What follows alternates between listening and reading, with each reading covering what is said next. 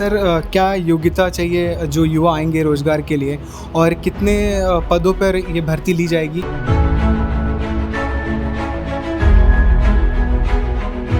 उसके लिए जो 12th क्लास पास बच्चे हैं और ग्रेजुएट हैं वो भी इस पे अप्लाई कर सकते हैं। सर जो रोज़गार के लिए युवा आएंगे उन्हें क्या-क्या दस्तावेज़ लगेंगे सर? सर्विस इंजीनियर के लिए उसने 3 पद दिए हैं, अकाउंटेंट के लिए उसने 1 पद दिया है, तो हो सकता है अगर सूटेबल लगे उसको तो बच्चा वो ज़्यादा भी ले सकता है। कुछ एम्प्लॉयरों से हमारे पास वैकेंसीज आ भी रही हैं, तो ये प्रक्रिया चलती रहेगी।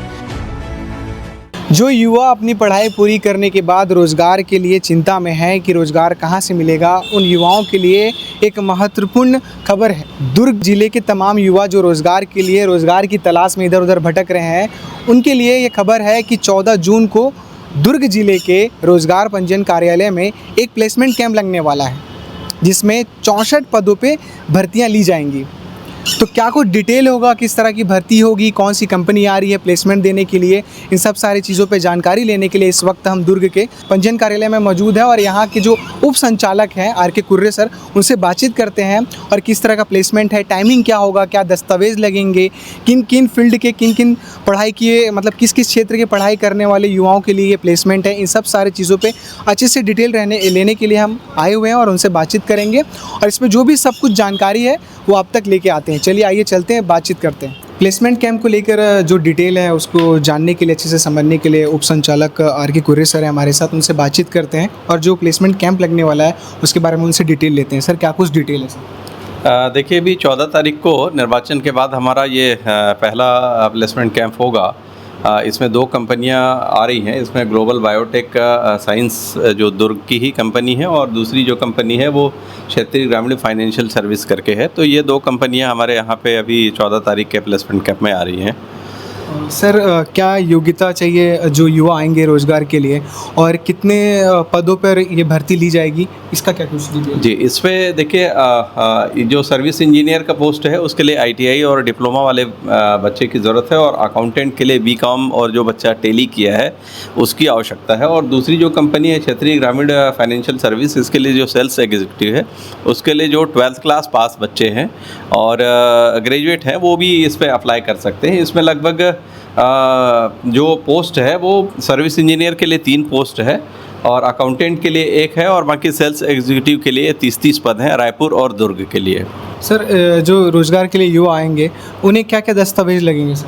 उनको मुख्य रूप से उनके मार्कशीट होने चाहिए और यहाँ का निवास प्रमाण पत्र हो और जाति प्रमाण पत्र, अगर किसी जाति विशेष को बिलोंग करते हैं तो इन चीज़ों की ज़रूरत है। साथ में उनको रोज़गार का लायक जीवित पंजीयन की आवश्यकता भी होगी।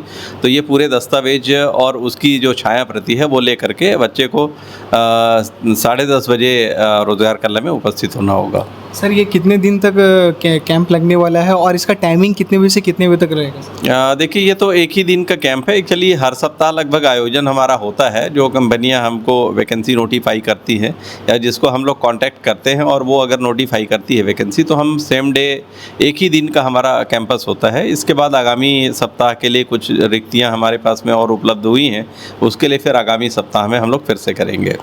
सर किस किस फील्ड के बच्चे जो हैं, जो अपना पढ़ाई पूरा कर चुके हैं, ग्रेजुएशन कर चुके हैं और जो सब्जेक्ट से वो 12th पास आउट हुए हैं, किन किन बच्चों के लिए रोज़गार कैंप लगेगा? देखिए, अभी जो फ़िलहाल है वो तो डिप्लोमा वाले बच्चे हैं, जो जिसने डिप्लोमा किया हुआ है किसी भी स्ट्रीम में, और इसके अलावा जो ITI वाले हैं, ग्रेजुएशन वाले हैं, 12th पास हैं, ऐसे टाइम टू टाइम अलग अलग पदों के लिए अलग अलग वैकेंसीज वाले जो क्वालिफ़िकेशन वाले बच्चे रहते हैं उनके लिए आयोजन होता रहता है। सर वेतन को लेके क्या डिटेल है? जो बच्चे जिनका प्लेसमेंट हो जाएगा रेडी, जो कंपनी ले लेंगे उनको, तो वेतन को लेके इसमें जो हमारे पास में जो उसने रिक्तियां जो दी है और नोटिफिकेशन भेजा है उसके अनुसार 15 से 20 हज़ार तक के हैं इसमें जो है वेतनमान। कुछ ऐसा कुछ वो है सर कि इतने बच्चों को लिया जाएगा, ऐसा कुछ संख्या है? नहीं, वो तो एम्प्लॉयर पर निर्भर करेगा। अगर उनको लगता है, जैसे हमारे पास वैकेंसी नोटिफाई किया है, सर्विस इंजीनियर के लिए उसने 3 पद दिए हैं, अकाउंटेंट के लिए उसने 1 पद दिया है, तो हो सकता है अगर सूटेबल लगे उसको तो बच्चा वो ज़्यादा भी ले सकता है। तो ऐसा कोई फिक्स वो नहीं रहता, लेकिन जो नोटिफाई किया है उसके अनुसार 3 पद, 1 पद और 30-30 पद ऐसे हमको नोटिफाई किया है। वैकेंसीज तो घटती बढ़ती रहती है जो है। सर लगातार कैंप इस तरह के लगाए जाते हैं, आगे क्या कुछ प्लानिंग है युवाओं के लिए जो रोज़गार चाहते हैं उनके लिए, और इस तरह का कैंप आगे भी लगेंगे? देखिए, हमने अभी ज़िले के जितने भी नियोजक हैं सबको हमने पत्र लिखा है और सभी से हमने वैकेंसीज़ की जानकारी भी मांगी है। अगर वहाँ से वैकेंसी हमारे पास में आती है, हम लोग नियमित रूप से हम लोग कांटेक्ट भी कर रहे हैं। हमारे जो एम्प्लॉइज़ हैं उनको हमने बोल रखा है, सारे लोग बात भी कर रहे हैं। कुछ एम्प्लॉयरों से हमारे पास वैकेंसीज़ आ भी रही हैं, तो ये प्रक्रिया चलती रहेगी। नियमित रूप से हम लोग आयोजन करेंगे और पिछले वित्तीय वर्ष में भी हम लोगों ने आयोजन किए थे। इस वर्ष भी हम लोग कोशिश करेंगे कि ज़्यादा से ज़्यादा युवाओं को यहाँ से रोज़गार के अवसर उपलब्ध करा पाएँ। सर बच्चों में अभी भी कुछ लोगों में ये कन्फ्यूज़न है कि रोज़गार पंजीयन जो होता है वो ऑनलाइन हो रहा है कि नहीं हो रहा है, और ऑफलाइन की क्या प्रक्रिया, ऑनलाइन की प्रक्रिया, इसमें थोड़ा सा प्रकाश डालिए। देखिए, 100% जो रोज़गार कार्यालय का पंजीयन है वो ऑनलाइन ही होता है और हमारे पास भी जो बच्चा आ रहा है उसको हम लोग हमारे ई रोज़गार पोर्टल है, उस रोज़गार पोर्टल के माध्यम से हम लोग ऑलरेडी ऑनलाइन ही पंजीयन कर रहे हैं। इसके अलावा छत्तीसगढ़ शासन ने एक ऐप भी इसके लिए बना दिया है, तो आवेदक को रोज़गार कार्यालय में उपस्थित होने की आवश्यकता नहीं है। चूँकि जो पुरानी प्रक्रिया थी उसमें आवेदक को ऑनलाइन पंजीयन करना होता था, फिर वो आता यहाँ फिर वेरीफाई करते थे, फिर साइन करके देना पड़ता था। तो अब जो हस्ताक्षर वाली प्रक्रिया है वो भी ख़त्म हो गई है, तो आवेदक अपने घर से अपने मोबाइल से पंजीयन कर सकता है और उसका प्रिंट आउट लेकर के उसका उपयोग कर सकता है। तो यहाँ आने की आवश्यकता नहीं है, 100% उसको ऑनलाइन ही पंजीयन करना होगा। बहुत बहुत शुक्रिया सर।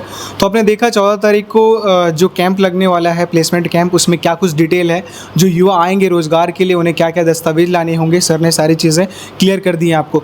तो आप लगातार KP न्यूज़ को देखते रहिए। रोज़गार से जुड़े हुए हम लगातार खबर बनाते रहते हैं ताकि जो रोज़गार से जुड़े हुए इन्फॉर्मेटिव चीज़ें हैं वो आप तक पहुँच जाए। आगे भी इसमें क्या कुछ अपडेट रहेगा हम लगातार आपको दिखाते रहेंगे। याद रखिएगा 14 जून को 10:30 बजे आप यहाँ पर आकर अपने रोज़गार का अवसर पा सकते हैं। देखते रहिए KP न्यूज़। शुक्रिया।